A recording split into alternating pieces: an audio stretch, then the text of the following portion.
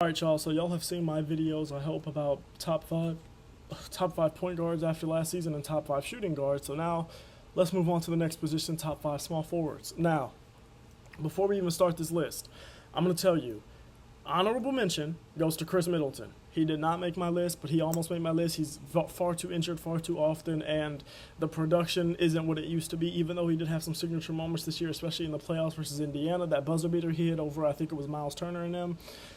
That's cool, but he did not make my list. And I'm going to tell you right now also, Kawhi, Tatum, Bron, Kevin Durant. All guys that I'm considering power forwards at this point in their career. So they will not be on this list. You're going to be confused. You might be thinking, well, why aren't they on this list? It's because they're not small forwards to me at this point of their careers. I think they all play more of the four right now, and I think Kawhi will probably play some more three next year. But last year, I think he played more of the four with PG on the team and everything like that.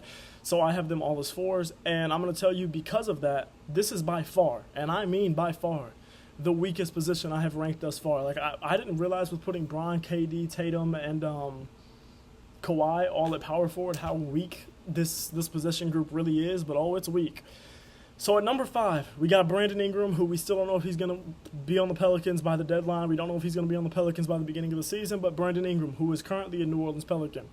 Now, he's a decent three-point shooter, but he's a much better guy in the mid-range. He's one of those guys that's going to be a mid-range scorer. He's going to be one of those guys that's like a Kevin Durant, like a Devin Booker in terms of he's a great mid-range scorer, but he doesn't get himself super easy open looks. But for him, he's just so lengthy. He can just shoot over anybody, and he can make that shot in the mid-range like very consistently.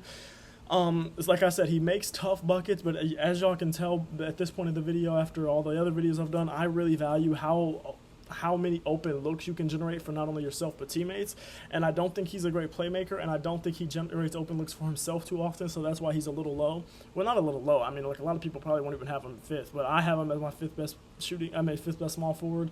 And if it wasn't for him not really generating a lot of open looks and also not being great on defense, while also not being a great playmaker, while also not being a great rebounder, he would be higher. But it's just like there's too many flaws for me to have him any higher than fifth on this list. He's not a great defender, but his length can help him there. The same way his length helps him shoot over guys. But he's not a great defender. I think he's a decent three-point shooter. Like I said, he's not gonna be a guy that's gonna shoot him at volume, and he's not going to be a guy that is shooting 40% from three. He's still got some athleticism in him. He gets some of those dunks where he's jumping from pretty far away and he's just going to glide to the rim. He's still got that athleticism in him. He's a good finisher, not only just in general, but also a really good finisher in transition. Like, if he's got one guy or two guys on him in transition, he's usually going to finish that bucket or at least draw the contact. And he's very solid defensively at playing in gaps. He's not one of those guys who's going to get to the line a ton, but on defense, I don't know why I just said that like it was like a defensive thing, but that popped into my head. He's not one of those guys who's going to get to the line a ton. A lot of that is because he plays more in the mid-range than slashing or three-point shooting, so it's easier to get fouled when you're slashing than it is in the mid-range or where you're shooting these contested fadeaways.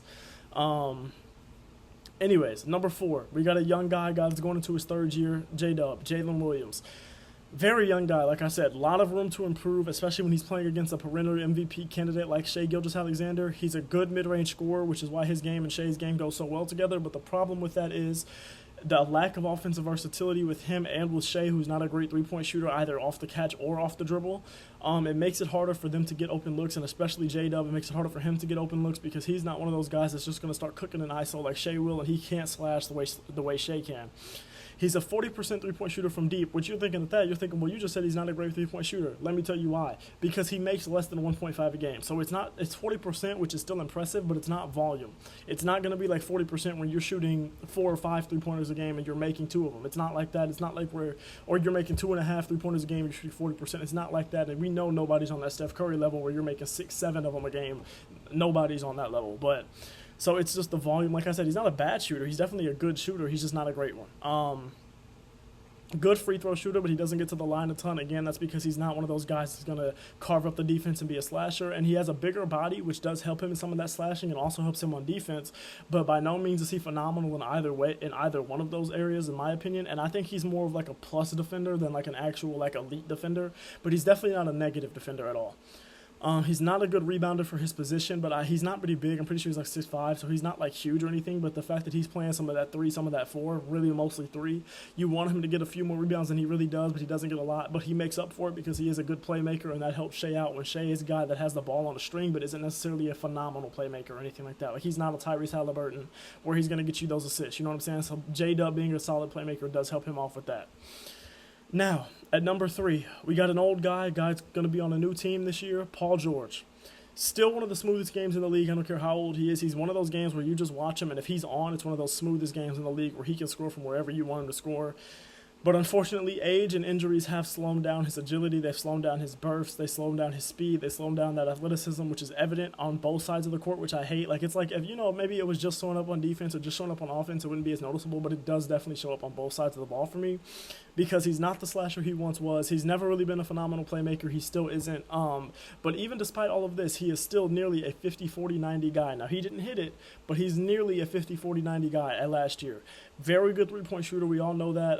Sometimes I think the shot selection, because of the lack of athleticism, the lack of that burst, the lack of that agility, it's harder for him to get past guys that are quicker and younger, the guys that are good defenders. So I think that does make him settle oftentimes for like longer middies, which I don't think is really where you want PG to be scoring from. And like sometimes even like too many pull-up threes where it's like, yeah, you can shoot the 3, but like we'd rather you not be taking pull-up threes all the time.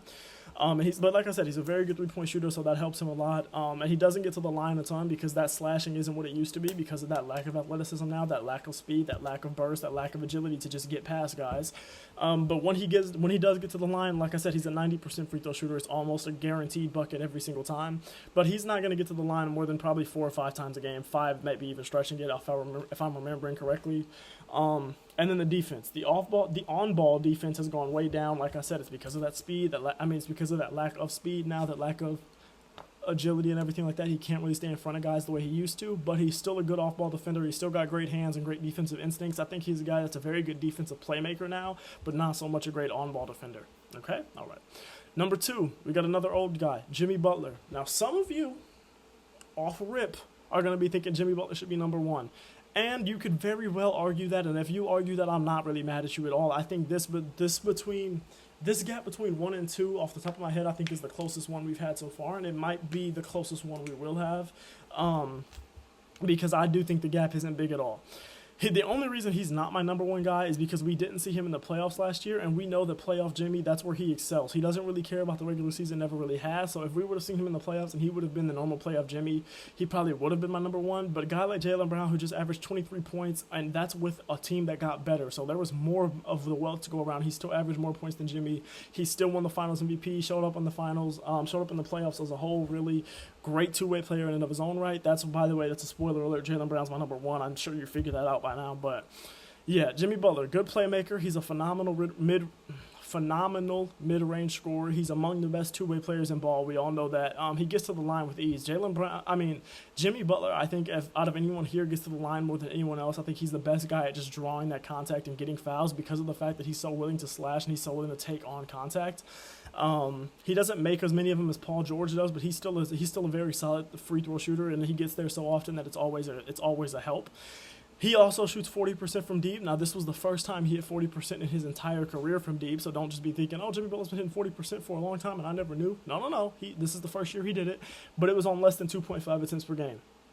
So like I said, it's kind of the same thing with J-Dub. He's averaging even less attempts per game than J-Dub is. So it's like, yeah, he hit 40%, but the volume is not there at all. And again, this was the first time he ever hit 40% threes in his career. Age and injuries are definitely starting to slow him down, but he's still a phenomenal two-way player, still a phenomenal clutch player. We know what Jimmy Butler's going to get you. He's one of those guys that he's going to do what he's always going to do, and that might sound stupid to say, but it's just like Jimmy Butler's one of those guys. He's been in the league long enough. He's consistent enough, especially come playoff time.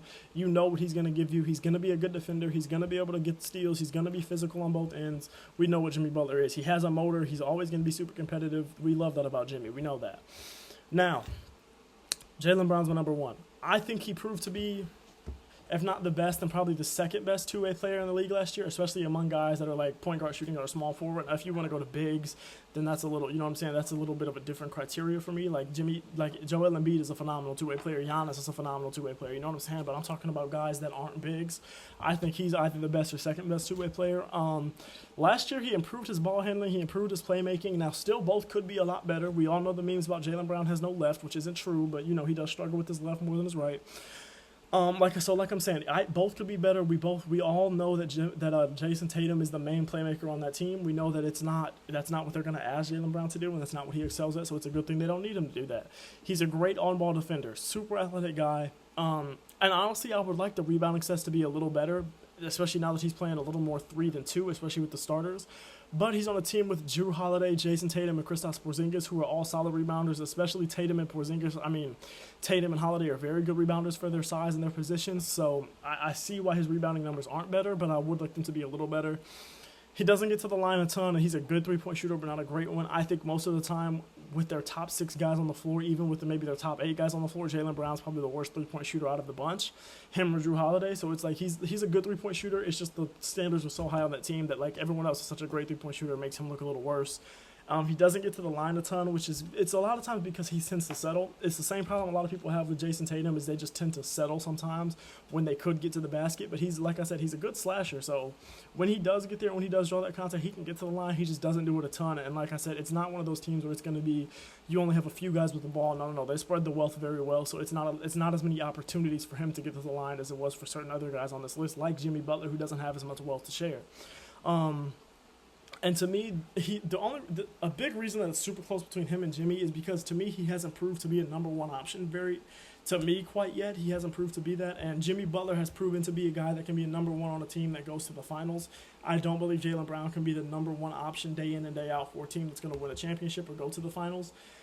You're saying he just won the Finals MVP. I feel you, but there was definitely times where, like, maybe Jayson Tatum had a great game one day, or maybe Derek White or Jrue Holiday had a great game where Porzingis was taking over. Like, he won the Finals MVP, but I don't think he's a consistent number one option like certain other guys are, which is why I think it's super, super close between him and Jimmy. But anyways, that's my list. I'd be intrigued to see what y'all lists are because, like I said, this is one of the weakest position groups. There are some other guys that you could argue should be in here and could be in here. I just kind of went with the 5 guys that I thought were the best and might have the best next seasons, and the 5 guys that, if I'm winning a championship, I'm going to pick those 5 guys at that position over pretty much anyone else. And I could argue you saying Chris Middleton you would pick over Brandon Ingram, and honestly, I might too, so I don't know. But I'd love to see y'all list. I love y'all, appreciate y'all. Thank you for watching, and I hope y'all have a good day, man.